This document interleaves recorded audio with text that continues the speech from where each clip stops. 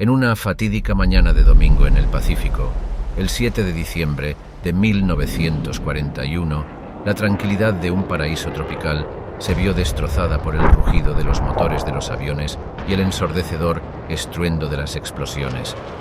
La base naval de Estados Unidos en Pearl Harbor, Hawái, se encontró bajo un ataque sorpresa de las fuerzas del Imperio de Japón.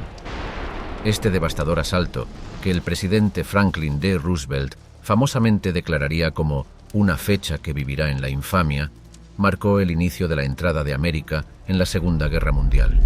¿Pero qué condujo a este evento catastrófico y cómo cambió para siempre el curso de la historia? Desde la meticulosa planificación y ejecución del ejército japonés hasta los valientes actos de valor mostrados por los hombres y mujeres estadounidenses en servicio en medio del caos, el ataque a Pearl Harbor se erige como un escalofriante testimonio de la brutalidad y la imprevisibilidad de la guerra. Como observó ominosamente el almirante Isoroku Yamamoto, el cerebro detrás del ataque, temo que todo lo que hemos hecho es despertar a un gigante dormido y llenarlo de una terrible resolución. Únete a nosotros mientras nos adentramos en los desgarradores detalles de aquel trágico día y exploramos las historias de heroísmo, sacrificio y devastación que se desarrollaron frente a un acto de agresión sin precedentes. Bienvenidos al diario de Julio César. El camino a la infamia, tensiones y conflictos antes del ataque a Pearl Harbor. En los años previos al infame ataque a Pearl Harbor, una compleja red de tensiones políticas y económicas se gestaba entre Estados Unidos y Japón. El sol naciente de las ambiciones imperiales de Japón proyectaba una sombra oscura sobre el Pacífico, mientras buscaba expandir sus territorios en Asia. La conquista de China y la invasión de Manchuria en 1931 marcaron el inicio de la agresiva expansión de Japón, y la comunidad internacional, incluyendo a Estados Unidos, tomó nota. Estados Unidos veía las acciones militares de Japón con creciente inquietud, y a finales de los años 30, las relaciones entre las dos naciones comenzaron a deteriorarse. El gobierno de Estados Unidos, liderado por el presidente Franklin D. Roosevelt, estaba determinado a mantener un equilibrio de poder en el Pacífico y frenar la agresión japonesa. Como resultado, Estados Unidos implementó una serie de políticas comerciales cada vez más restrictivas destinadas a obstaculizar los esfuerzos bélicos de Japón. Una de estas medidas fue la aprobación de las leyes de neutralidad en los años 30, que limitaban las ventas de armas y los préstamos a los países en guerra. Estos actos no solo afectaron a Japón, sino también a los países europeos involucrados en el creciente conflicto que eventualmente se convertiría en la Segunda Guerra Mundial. Sin embargo, el punto de inflexión llegó en 1940, cuando Estados Unidos prohibió la exportación de chatarra de hierro y acero a Japón. Esta medida afectó significativamente la producción militar de Japón, ya que el país dependía en gran medida de las materias primas importadas para alimentar su maquinaria de guerra. La situación se agravó aún más en julio de 1941, cuando Estados Unidos, junto con Reino Unido y los Países Bajos, impusieron un embargo petrolero a Japón. Este embargo fue una respuesta directa a la ocupación japonesa de Indochina francesa, una medida que amenazaba los intereses británicos y holandeses en la región. El embargo resultó ser un golpe severo para Japón, ya que el país dependía del petróleo importado para alimentar su marina y fuerza aérea. Con las reservas de petróleo disminuyendo, Japón se enfrentó a una elección drástica: abandonar sus ambiciones imperiales o arriesgarse a quedarse sin los recursos necesarios para hacer la guerra. A medida que los esfuerzos diplomáticos para resolver la crisis naufragaban, los líderes de Japón, incluyendo al primer ministro Hideki Tojo y al almirante Isoroku Yamamoto, comenzaron a contemplar un plan audaz. El plan, diseñado para incapacitar a la flota del Pacífico de Estados Unidos y comprar a Japón el tiempo que necesitaba para consolidar sus conquistas territoriales, llevaría a uno de los ataques sorpresa más notorios de la historia. Durante este periodo de crecientes tensiones, hubo numerosos intentos de resolver el conflicto de forma pacífica. Cordell Hull, el secretario de Estado de Estados Unidos, y Kichisaburo Nomura, el embajador japonés en Estados Unidos, participaron en largas negociaciones para encontrar una solución diplomática a la crisis. Sin embargo, a medida que continuaban estas conversaciones, la brecha entre los dos lados se ampliaba y la posibilidad de una resolución pacífica se volvía cada vez más remota. Una famosa cita del almirante Yamamoto, el arquitecto del ataque a Pearl Harbor, ilustra el sentido de desesperación que se había apoderado de los líderes de Japón. Supuestamente dijo: «Correré salvajemente durante los primeros 6 meses o un año, pero no tengo absolutamente ninguna confianza para el segundo o tercer año».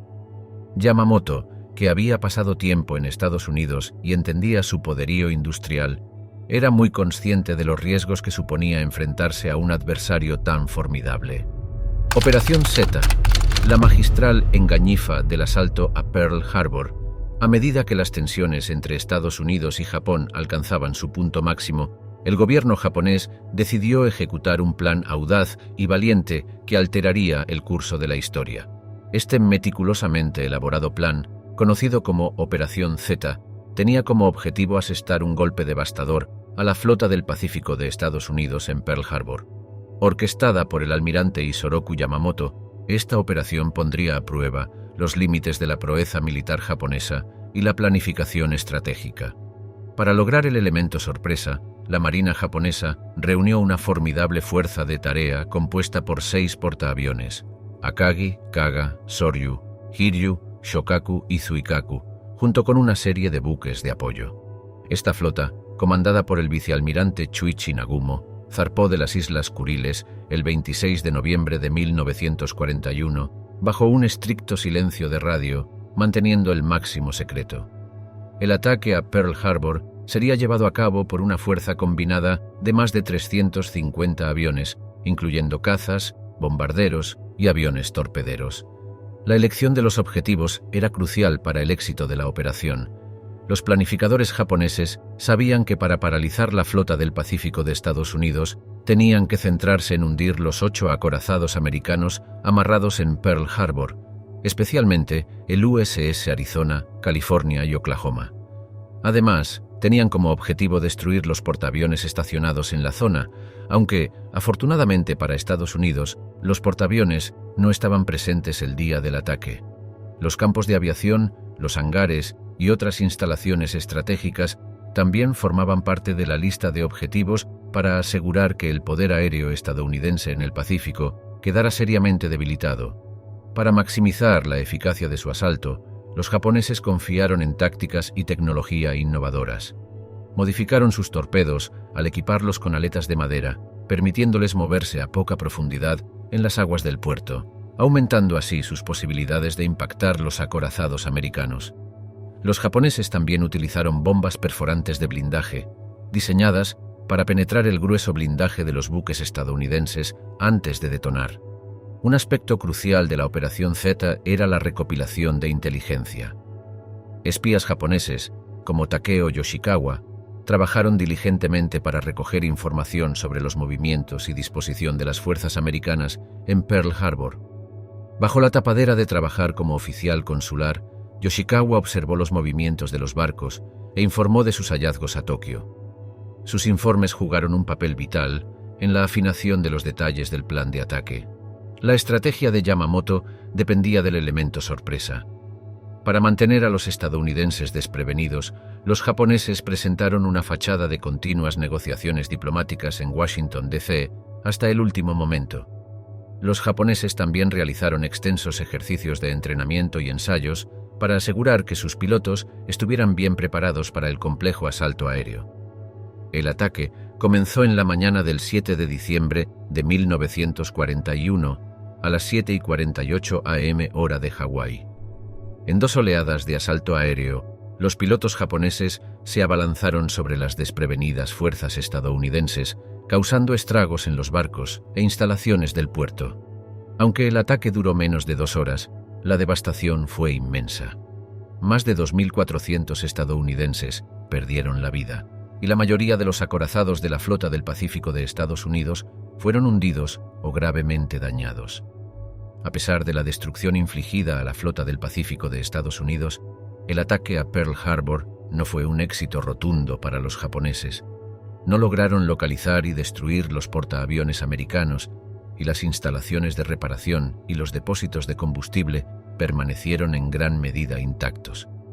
Estas omisiones demostrarían más tarde ser cruciales para la capacidad de Estados Unidos de reconstruir y contraatacar. Día de la infamia. El desarrollo del asalto a Pearl Harbor. El sol se levantó sobre la isla de Oahu el 7 de diciembre de 1941, revelando una tranquila mañana de domingo en Hawái.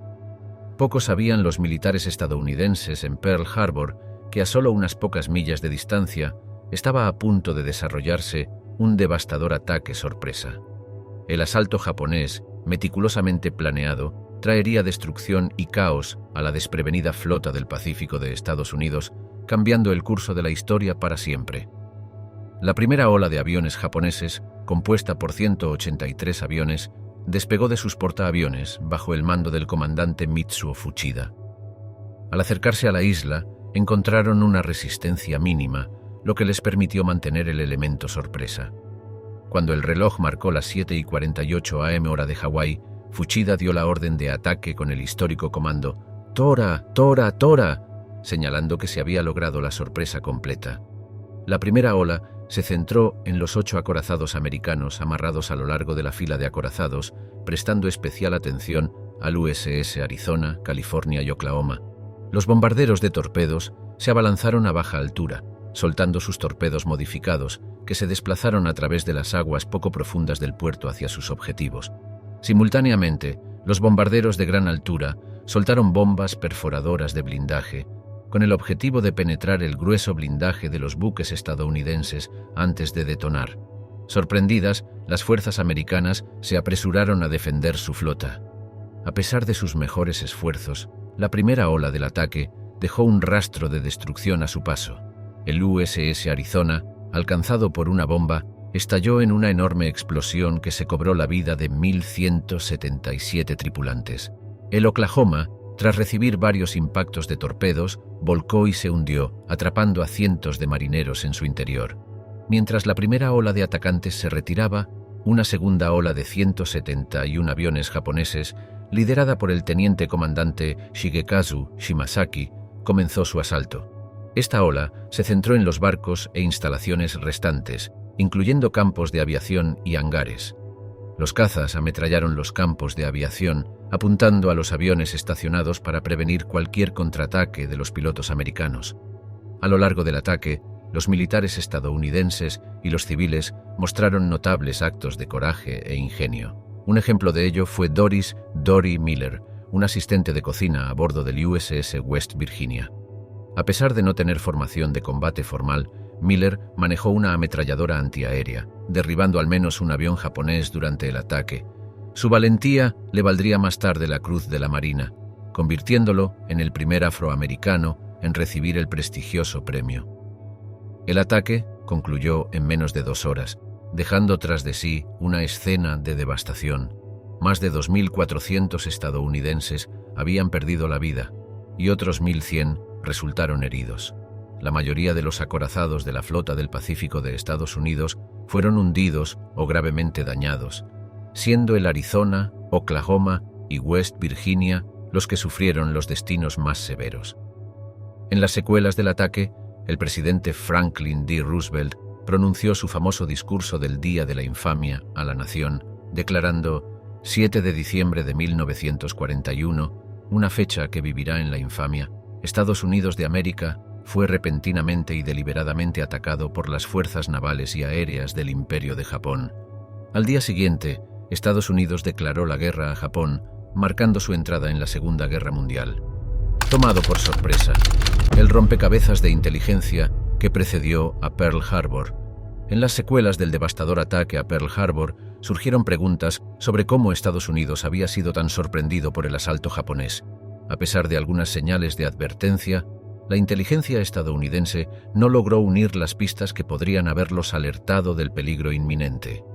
Este lapsus en la recopilación de inteligencia se convertiría en uno de los aspectos más examinados de la historia de Pearl Harbor. Estados Unidos había estado monitoreando las comunicaciones diplomáticas y militares japonesas durante el período previo al ataque. Los criptoanalistas del Servicio de Inteligencia de Señales, SIS, habían roto el código diplomático japonés, conocido como Purple, y estaban interceptando y descifrando mensajes entre Tokio y sus embajadas. Sin embargo, el volumen de mensajes interceptados, junto con la necesidad de traducción y análisis, significaba que muchos mensajes no se leían ni se entendían de inmediato. Además, el enfoque de la inteligencia estadounidense estaba principalmente en las comunicaciones diplomáticas japonesas, dejando las comunicaciones navales relativamente inexploradas. La Marina japonesa usaba un código separado, conocido como JN-25, que solo fue parcialmente descifrado por los estadounidenses. Este descuido significó que la información crucial sobre los movimientos y planes de la flota japonesa permaneciera oculta para la comunidad de inteligencia de Estados Unidos. En los meses previos al ataque, hubo varios incidentes notables que, en retrospectiva, deberían haber sonado las alarmas. Un incidente ocurrió el 22 de noviembre de 1941, cuando la inteligencia británica interceptó un mensaje de Tokio al cónsul japonés en Honolulu, solicitando información sobre las ubicaciones de los buques de guerra estadounidenses en el puerto. A pesar de compartir esta información con sus homólogos estadounidenses, la importancia del mensaje no se apreció completamente en ese momento. Otra señal de advertencia perdida llegó el 29 de noviembre, cuando el secretario de Estado Cordell Hull recibió un mensaje diplomático japonés descifrado conocido como el mensaje Ejecutar vientos. El mensaje instruía a los diplomáticos japoneses a destruir sus máquinas de código y quemar documentos confidenciales en caso de un colapso de las relaciones diplomáticas. Aunque este mensaje indicaba la probabilidad de guerra, no proporcionaba información específica sobre el momento o la ubicación de un posible ataque. En los días previos al 7 de diciembre, el ejército de Estados Unidos también detectó actividad naval inusual en el Pacífico. El 2 de diciembre, el barreminas USS Cóndor avistó un periscopio en la costa de Oahu, que luego se identificó como perteneciente a un submarino enano japonés. El 6 de diciembre, el barco de carga USS Antares informó de un objeto sospechoso en el agua, lo que provocó que el destructor USS Ward investigara. El Ward finalmente hundió un submarino enano japonés que intentaba entrar a Pearl Harbor. A pesar de estos incidentes, el ejército de Estados Unidos no los interpretó como evidencia de un ataque a gran escala inminente.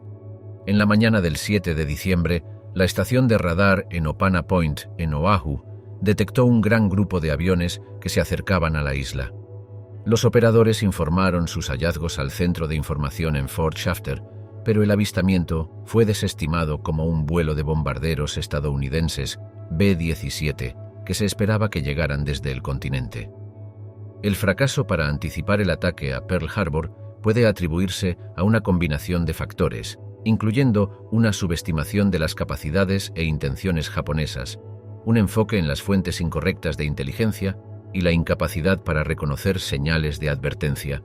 Estas deficiencias en la inteligencia estadounidense servirían como una dolorosa lección, destacando la necesidad de mejorar la recopilación y análisis de información durante tiempos de tensiones globales elevadas. Una nación despertada. Las mareas de la guerra cambian después de Pearl Harbor. En las horas siguientes al devastador ataque a Pearl Harbor, una ola de shock e incredulidad barrió a través de los Estados Unidos. La tranquila mañana de domingo había sido destrozada por el rugido de los aviones japoneses y las explosiones estruendosas de torpedos y bombas. A medida que se disipaba el humo y se hacía evidente la magnitud de la destrucción, el público estadounidense quedó atónito y los líderes de la nación se vieron obligados a confrontar la realidad de que los Estados Unidos estaban ahora irrevocablemente involucrados en el conflicto global que fue la Segunda Guerra Mundial. El presidente Franklin D. Roosevelt convocó de inmediato una reunión de emergencia de su gabinete y asesores militares. Mientras discutían las implicaciones del ataque y la respuesta apropiada, quedó claro que los Estados Unidos ya no podían permanecer al margen. Al día siguiente, el 8 de diciembre de 1941, Roosevelt pronunció su famoso discurso Día de la Infamia en una sesión conjunta del Congreso, en el que relató los eventos del ataque y pidió una declaración de guerra contra Japón. En su emotivo discurso proclamó: «No importa cuánto tiempo nos lleve superar esta invasión premeditada, el pueblo estadounidense en su justa fuerza ganará hasta la victoria absoluta. Con el apasionado discurso del presidente aún resonando en sus oídos, el Congreso votó rápidamente para declarar la guerra a Japón. El único voto disidente provino de la representante Jeannette Rankin, la primera mujer elegida para el Congreso y una pacifista de toda la vida. Su postura impopular fue recibida con amplias críticas, pero ella se mantuvo firme en su oposición a la guerra, declarando: «Como mujer, no puedo ir a la guerra y me niego a enviar a alguien más». La entrada de los Estados Unidos en la guerra tuvo un impacto inmediato y profundo en la nación en su conjunto. La economía, que había estado luchando para recuperarse de la Gran Depresión, fue repentinamente impulsada a la acción, mientras las fábricas e industrias cambiaban su enfoque a la producción de material de guerra. Desde los astilleros hasta las fábricas de aviones, la fuerza laboral estadounidense se movilizó a una escala sin precedentes para apoyar el esfuerzo bélico. Rosie, la remachadora, un ícono cultural que representa a los millones de mujeres que se unieron a la fuerza laboral durante la guerra, se convirtió en un símbolo del empoderamiento femenino y la resistencia del espíritu estadounidense. El ataque a Pearl Harbor también desató un renovado sentido de patriotismo y unidad entre el pueblo estadounidense. Miles de jóvenes hombres y mujeres acudieron en masa para alistarse en las Fuerzas Armadas, ansiosos por defender a su país y vengar las pérdidas en Pearl Harbor. El ataque había galvanizado efectivamente a la nación, transformándola de un estado de aislacionismo a uno de determinación inquebrantable. Sin embargo, las secuelas del ataque no estuvieron exentas de momentos oscuros. En las semanas que siguieron, el sentimiento antijaponés alcanzó un punto febril, culminando en el internamiento forzado de más de 120.000 japoneses americanos. La mayoría de estas personas eran ciudadanos de Estados Unidos que no habían cometido ningún delito, pero fueron forzados a abandonar sus hogares y colocados en campos de internamiento únicamente por su etnia. Este vergonzoso capítulo en la historia estadounidense sirve como un recordatorio descarnado de los peligros de la histeria en tiempos de guerra y la necesidad de proteger los derechos y libertades de todos los ciudadanos, independientemente de su ascendencia.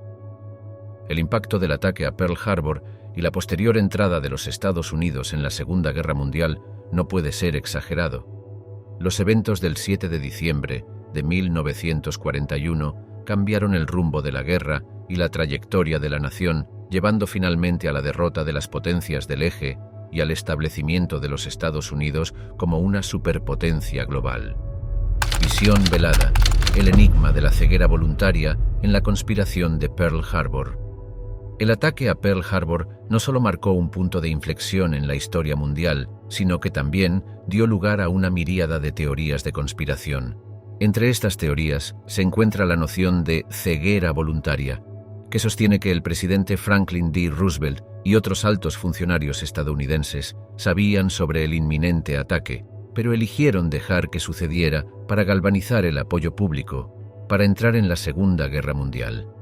Los defensores de esta teoría señalan varias piezas de evidencia circunstancial en apoyo de sus afirmaciones. Argumentan que las comunicaciones japonesas interceptadas, como el mensaje Wines Execute mencionado anteriormente, proporcionaron una amplia advertencia de un ataque inminente. Algunos incluso afirman que los Estados Unidos habían descifrado el código naval japonés OHN-25 y conocían los detalles del ataque con mucha anticipación.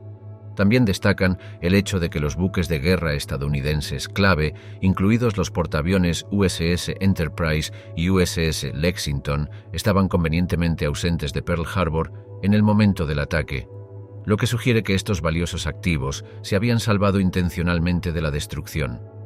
Quienes se suscriben a la teoría de la ceguera voluntaria sostienen que Roosevelt y sus asesores veían la guerra con Japón como inevitable y creían que un ataque no provocado en suelo estadounidense uniría al país detrás del esfuerzo bélico. En su opinión, el gobierno de los Estados Unidos deliberadamente hizo la vista gorda a las señales de advertencia con el fin de provocar una respuesta del público estadounidense. Sin embargo, numerosos historiadores y académicos han desacreditado la teoría de la conspiración de la ceguera voluntaria, argumentando que se basa en una interpretación selectiva de los hechos e ignora el contexto más amplio de los eventos que condujeron al ataque.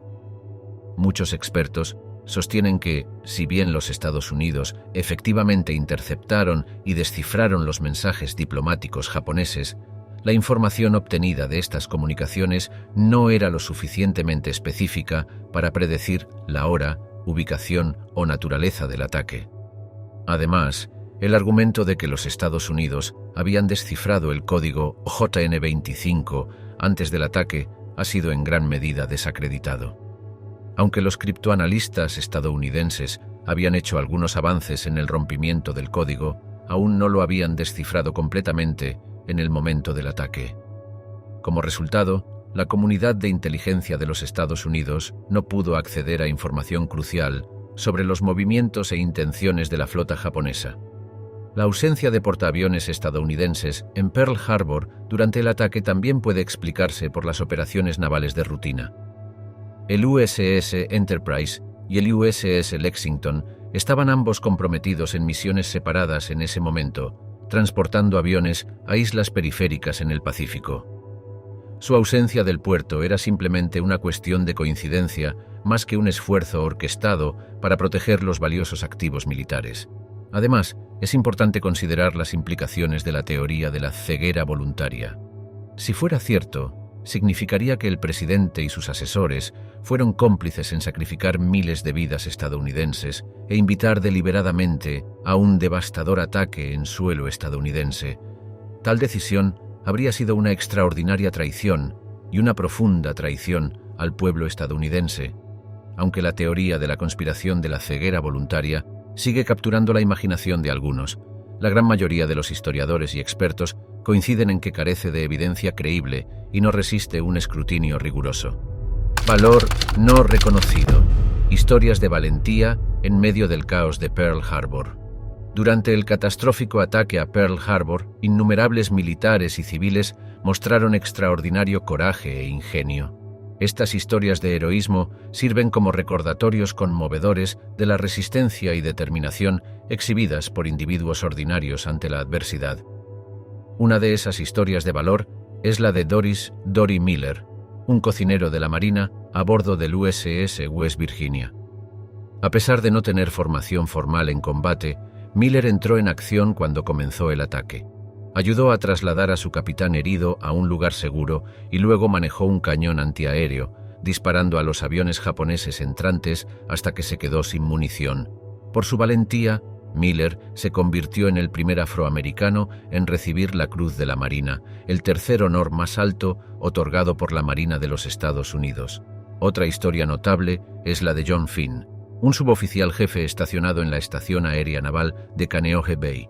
Finn estaba en casa con su esposa cuando comenzó el ataque, pero inmediatamente corrió al aeródromo. A pesar de sufrir numerosas heridas por metralla, Finn manejó una ametralladora de calibre 50 y continuó enfrentándose a las aeronaves enemigas durante más de 2 horas. Por su extraordinario valor, Finn fue galardonado con la Medalla de Honor, convirtiéndose en el primero de 15 receptores por acciones durante el ataque a Pearl Harbor. El USS Arizona también fue testigo de actos de heroísmo. El comandante Samuel G. Fuqua, oficial de control de daños del barco, sobrevivió a la explosión inicial y se encontró en la cubierta del barco en medio del caos. A pesar de estar herido, Fuqua tomó el mando y organizó la evacuación de los supervivientes, dirigiéndolos a abandonar el barco y nadar hasta la seguridad. Continuó buscando a los miembros de la tripulación, atrapados hasta que la munición del barco amenazó con explotar. Las acciones de Fuqua salvaron innumerables vidas, lo que le valió la Medalla de Honor. Los civiles también mostraron extraordinaria valentía durante el ataque. Uno de esos individuos fue el trabajador civil del astillero Julio de Castro, quien estaba trabajando cerca del USS Nevada cuando comenzó el ataque. De Castro asistió valientemente en la evacuación de los marineros del acorazado dañado y ayudó a prevenir la propagación de los incendios cortando las amarras. Continuó combatiendo incendios y evacuando personal durante todo el día, incluso después de sufrir quemaduras graves. Por sus esfuerzos desinteresados, De Castro recibió la Medalla de la Marina y del Cuerpo de Marines por heroísmo. Otra civil que demostró excepcional ingenio fue la enfermera del ejército Annie Fox. Estacionada en el hospital de campo Hickam, Fox fue responsable de dirigir la atención médica durante el ataque. A pesar del caos y el peligro, coordinó con calma y eficiencia el tratamiento de los militares heridos, asegurando que los más críticamente heridos recibieran atención prioritaria. Las acciones de Fox le valieron el Corazón Púrpura, convirtiéndola en la primera mujer en recibir el premio durante la Segunda Guerra Mundial. Un capítulo oscuro. El internamiento de los japoneses americanos en medio del temor en tiempos de guerra. A raíz del devastador ataque a Pearl Harbor, un clima de miedo y sospecha se apoderó de los Estados Unidos. Una de las decisiones más controvertidas que surgieron de este período fue la reubicación forzada y el internamiento de los japoneses americanos que vivían en la costa oeste. Este oscuro capítulo en la historia de Estados Unidos sirve como un cuento de advertencia de cómo el miedo puede llevar a la erosión de las libertades civiles y al maltrato de ciudadanos inocentes. El internamiento de los japoneses americanos comenzó en febrero de 1942, cuando el presidente Franklin D. Roosevelt firmó la Orden Ejecutiva 9066. La orden autorizaba la reubicación de cualquier persona considerada una amenaza potencial para la seguridad nacional. Si bien la orden no apuntaba específicamente a los japoneses americanos, finalmente llevó a la expulsión forzada de aproximadamente 120.000 individuos de ascendencia japonesa, 2/3 de los cuales eran ciudadanos estadounidenses. Una de las fuerzas impulsoras detrás de esta decisión fue el teniente general John L. DeWitt, quien estaba a cargo del Comando de Defensa del Oeste. DeWitt creía que los japoneses americanos representaban una amenaza significativa para la seguridad nacional y fue influyente en la implementación del programa de reubicación. En una serie de cartas e informes a sus superiores, DeWitt argumentó que el hecho mismo de que no se haya llevado a cabo ningún sabotaje hasta la fecha es una indicación inquietante y confirmatoria de que tal acción se llevará a cabo. El proceso de internamiento se llevó a cabo rápidamente y sin tener en cuenta los derechos de los afectados. A las familias se les dio solo unos pocos días de aviso para vender sus hogares y posesiones, a menudo a una fracción de su verdadero valor. Luego fueron transportados a centros de reunión temporales antes de ser trasladados a uno de los 10 campos de internamiento repartidos por todo el país. Estos campos estaban ubicados en áreas desoladas, rodeadas de alambre de púas y guardias armados. La vida en los campos de internamiento era desafiante, con viviendas abarrotadas, atención médica insuficiente y falta de privacidad. A pesar de estas dificultades, los japoneses americanos mostraron una notable resistencia e ingenio. Establecieron escuelas, hospitales y organizaciones comunitarias dentro de los campos, esforzándose por mantener un sentido de normalidad y dignidad en medio de su confinamiento. Un individuo notable que experimentó el internamiento de primera mano fue el actor George Takei, más conocido por su papel como Hikaru Sulu en la serie original de televisión Star Trek. Takei tenía solo 5 años cuando su familia fue expulsada por la fuerza de su hogar en Los Ángeles y enviada a vivir a un campo de internamiento. Años después, Takei usaría su estatus de celebridad para crear conciencia sobre la experiencia de internamiento, compartiendo la historia de su familia en una charla TED e incluso creando un musical de Broadway, Allegiance, basado en sus experiencias. En 1944, la Corte Suprema confirmó la constitucionalidad del internamiento en el caso histórico Korematsu V, Estados Unidos, una decisión que sigue siendo controvertida hasta el día de hoy. No fue hasta 1988 que el presidente Ronald Reagan firmó la Ley de Libertades Civiles, pidiendo formalmente disculpas por el internamiento y proporcionando reparaciones a los internados japoneses americanos supervivientes. Durante la ceremonia de firma, Reagan reconoció la grave injusticia cometida contra los japoneses americanos declarando: «Aquí admitimos un error. Aquí reafirmamos nuestro compromiso como nación con la igualdad de justicia bajo la ley». Vientos de cambio. El impacto duradero de Pearl Harbor en la estrategia militar de Estados Unidos. El ataque a Pearl Harbor no solo empujó a Estados Unidos a la Segunda Guerra Mundial, sino que también tuvo un profundo y duradero impacto en la estrategia militar de la nación. Las lecciones aprendidas del devastador asalto cambiaron para siempre la forma en que Estados Unidos abordaba la guerra, particularmente en términos de poder naval y aéreo, y la necesidad de un enfoque global.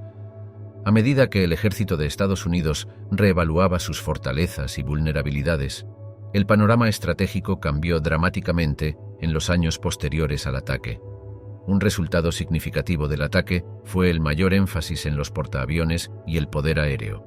Los japoneses habían demostrado el devastador potencial de los aviones basados en portaaviones durante el asalto a Pearl Harbor. A medida que la Marina de Estados Unidos se recuperaba de sus pérdidas, quedó claro que el futuro de la guerra naval estaría dominado por la versatilidad y el alcance de los portaaviones. Este cambio de enfoque condujo al desarrollo de nuevas tácticas y tecnologías diseñadas para maximizar la efectividad de la aviación basada en portaaviones. Por ejemplo, la Batalla del Mar del Coral, en mayo de 1942, marcó el primer enfrentamiento naval en la historia en el que los barcos enemigos nunca estuvieron a la vista uno del otro. En cambio, los aviones lanzados desde portaaviones jugaron un papel decisivo en la batalla. Esto demostró la importancia del poder aéreo en la guerra naval, y la Marina de Estados Unidos se adaptó rápidamente a esta nueva realidad. Al final de la Segunda Guerra Mundial, Estados Unidos había construido una formidable flota de portaaviones que se convertiría en la piedra angular de su poder naval durante las décadas siguientes. El ataque a Pearl Harbor también sirvió como un recordatorio contundente de la vulnerabilidad de las costas americanas. En respuesta, el ejército de Estados Unidos comenzó a invertir en una red de defensa más extensa y sofisticada, incluyendo sistemas de alerta temprana y tecnología de radar. El desarrollo de estas capacidades fue esencial para protegerse contra posibles amenazas y desempeñaron un papel crucial en la detección y seguimiento de los movimientos enemigos durante el conflicto. Una figura notable que ayudó a dar forma al futuro de la estrategia militar de Estados Unidos fue el almirante Chester W. Nimitz, quien asumió el mando de la Flota del Pacífico poco después del ataque a Pearl Harbor. Nimitz fue un firme defensor del uso del poder naval y aéreo, y su liderazgo fue instrumental en el cambio estratégico de la Marina de Estados Unidos durante la guerra. Supervisó victorias críticas en el teatro del Pacífico, como la Batalla de Midway, que marcó un punto de inflexión en la guerra y estableció el dominio naval estadounidense en la región. Además, el ataque a Pearl Harbor sirvió como catalizador para que Estados Unidos adoptara una perspectiva más global en su estrategia militar. La comprensión de que el país ya no podía permitirse centrarse únicamente en las amenazas regionales llevó al establecimiento de una presencia militar más robusta y de mayor alcance. Este cambio se reflejó en el desarrollo de nuevas alianzas, como la Organización del Tratado del Atlántico Norte, OTAN, y en el establecimiento de bases militares en todo el mundo para proyectar el poder estadounidense y disuadir a posibles adversarios. Un ejemplo de esta perspectiva global se puede encontrar en las palabras del general George C. Marshall, quien se desempeñó como jefe de Estado Mayor del Ejército de Estados Unidos durante la Segunda Guerra Mundial. En un discurso de 1943, Marshall enfatizó la importancia de una perspectiva global, declarando: «Estamos decididos a que antes de que el sol se ponga en esta terrible lucha, nuestra bandera será reconocida en todo el mundo como un símbolo de libertad por un lado y de fuerza abrumadora por el otro». En los años siguientes, al ataque a Pearl Harbor, el ejército de Estados Unidos experimentó cambios significativos, tanto en estrategia como en tecnología. El mayor enfoque en el poder naval y aéreo, junto con la adopción de una perspectiva más global, sentaron las bases para la postura militar de la nación a lo largo del siglo XX y más allá. El ataque a Pearl Harbor no solo marcó un punto de inflexión en la historia americana, sino que también sirvió como catalizador para la evolución del ejército de Estados Unidos en la poderosa y extensa fuerza que es hoy. Ecos de valor, conmemorando el legado y sacrificio de Pearl Harbor. El ataque a Pearl Harbor dejó una marca indeleble en la memoria colectiva de Estados Unidos, y las vidas perdidas en ese fatídico día han sido recordadas y honradas a través de varios monumentos y conmemoraciones. Estos homenajes no solo sirven como testimonio de los sacrificios realizados, sino también como recordatorio de las lecciones aprendidas del ataque, asegurando que los eventos del 7 de diciembre de 1941 continúen resonando a través de las generaciones. Uno de los monumentos más icónicos dedicados a las víctimas del ataque a Pearl Harbor es el monumento al USS Arizona, que fue establecido el 30 de mayo de 1962. Diseñado por el arquitecto Alfred Preis, la impresionante estructura blanca se extiende sobre el casco hundido del acorazado USS Arizona, donde más de 1.100 marineros y marines perdieron la vida. El monumento solo es accesible en barco, y a medida que los visitantes se acercan, la solemnidad y reverencia del lugar se hacen palpables. Una vez dentro, los nombres de los caídos están inscritos en una pared de mármol, un emotivo homenaje a las vidas truncadas en aquel trágico día. El USS Arizona no es el único monumento en Pearl Harbor. El monumento al USS Utah, dedicado en 1972, honra a la tripulación del acorazado Utah, que también fue hundido durante el ataque.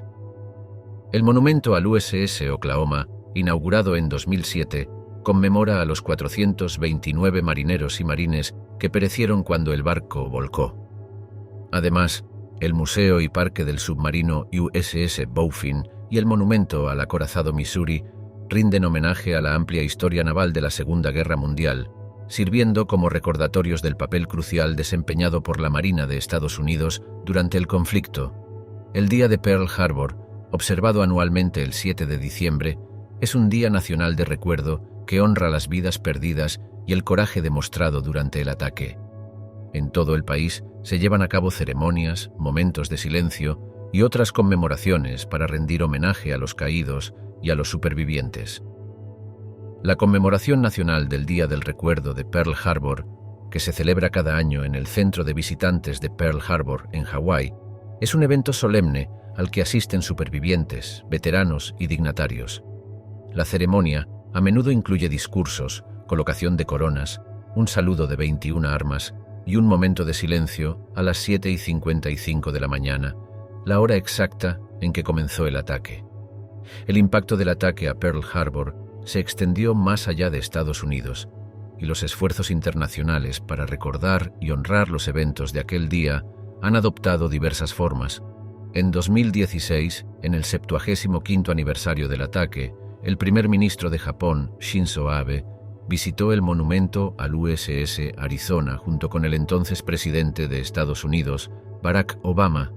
Esta visita histórica marcó la primera vez que un líder japonés en funciones visitaba el lugar, y el gesto de reconciliación demostró el poder del recuerdo para fomentar la paz y el entendimiento entre antiguos adversarios. Más allá de los monumentos y las ceremonias, el legado de Pearl Harbor ha sido inmortalizado a través de diversas formas de arte, literatura y cine. Películas como Tora, 1970, y Pearl Harbor, 2001, han traído a la vida los eventos del 7 de diciembre para millones de espectadores, mientras que libros como At Dawn We Slept, de Gordon W. Prange, y Day of Infamy, de Walter Lord, han proporcionado relatos detallados del ataque y sus secuelas. Las muchas conmemoraciones y monumentos dedicados a Pearl Harbor sirven como un constante recordatorio de los sacrificios realizados y las lecciones aprendidas de los eventos del 7 de diciembre de 1941. A través de estos homenajes, el legado de aquellos que perecieron y el coraje de los supervivientes continúan resonando a través de las generaciones, asegurando que la memoria de Pearl Harbor sigue siendo una parte vital de la historia americana. Al concluir nuestro viaje a través de los momentos cruciales y los impactos duraderos del ataque a Pearl Harbor, recordemos la valentía y el sacrificio demostrados por innumerables individuos que enfrentaron la adversidad con coraje y resolución. Los ecos del 7 de diciembre de 1941 continúan reverberando a través de los registros históricos, moldeando nuestra comprensión del pasado y guiándonos hacia un futuro más esperanzador. En palabras del presidente Franklin D. Roosevelt, aquellos que han disfrutado de tales privilegios como nosotros olvidan con el tiempo que los hombres han muerto para ganarlos. Que nunca olvidemos los sacrificios realizados en Pearl Harbor y que su legado nos inspire a luchar por la paz, el entendimiento y la unidad. Gracias por acompañarnos en este viaje a través del tiempo, mientras explorábamos los héroes, el dolor y las lecciones duraderas de Pearl Harbor.